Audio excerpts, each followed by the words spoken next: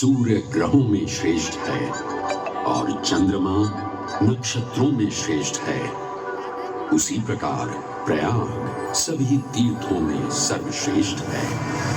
पद्म पुराण में वर्णित ये श्लोक जिस तरह प्रयाग की विशेषता को दर्शाता है, उसी तरह इस पावन क्षेत्र का गुणगान करने वाली अनेक पौराणिक कथाएं, किंवदंतियां एवं कहानियां आज भी जनमानस में प्रचलित हैं। ऐसी ही एक पौराणिक कथा है जो भगवान ब्रह्मा को प्रयाग से जोड़ती है। मान्यताओं के अनुसार भगवान ब्रह्मा को यज्ञ करने हेतु एक दिव्य स्थान की आवश्यकता थी, जिसके चयन को लेकर वे बड़ी ही दुविधा में थे।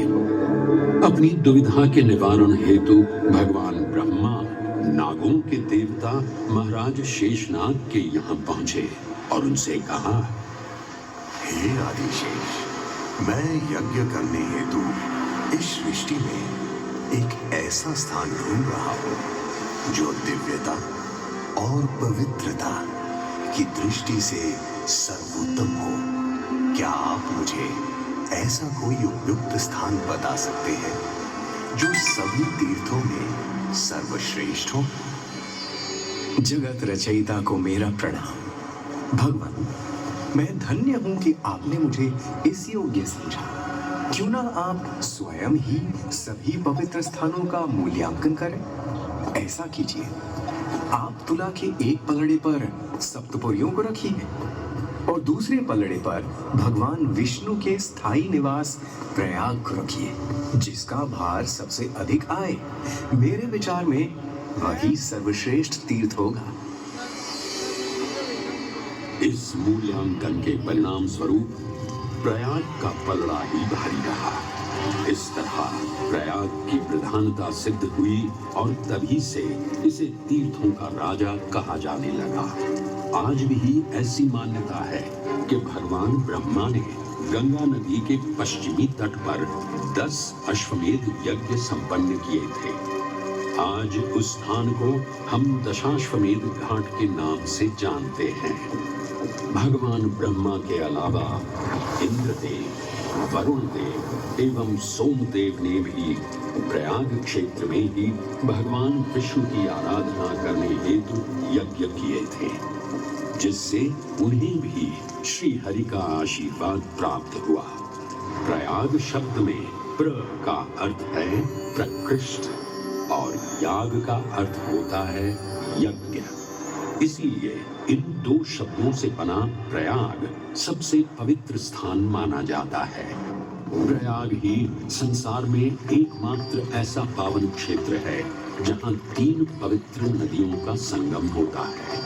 इस संगम का भी एक अनूठा महत्व है।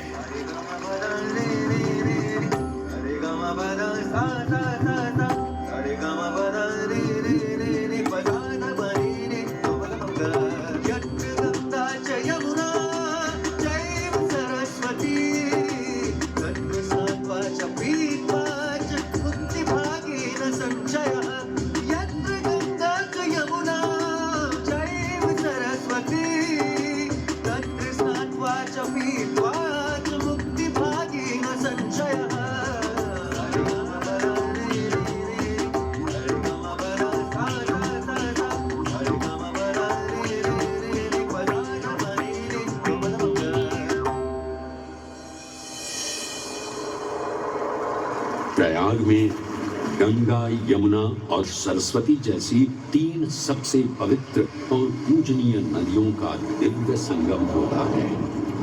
इन नदियों के संगम में स्नान करने एवं संगम का जल ग्रहण करने से मनुष्य मुक्ति का अधिकारी बन जाता है और इसमें किंचित भी संदेह नहीं है।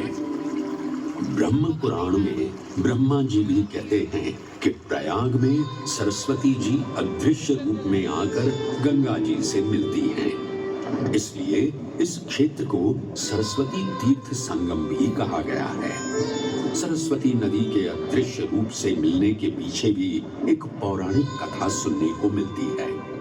ऐसा माना जाता है कि बद्रीनाथ क्षेत्र की गुफाओं में जब वेद व्यास जी भगवान गणेश को महाभारत की कथा सुना रहे थे, तब उस क्षण सरस्वती जी हिम शिखरों से टकराते हुए अपना मार्ग बनाती हुई बड़ी ही तीव्र गति से बह रही थी। सरस्वती नदी के इस तेज बहाव से उत्पन्न होने वाली तेज ध्वनि वेद व्यास जी का ध्यान भंग कर रही थी। इसलिए महर्षि वेद व्यास जी ने सरस्वती जी से वेद और ध्वनि को कम करने का आग्रह किया, परंतु उनके अनुरोध उपरांत भी जब सरस्वती नदी के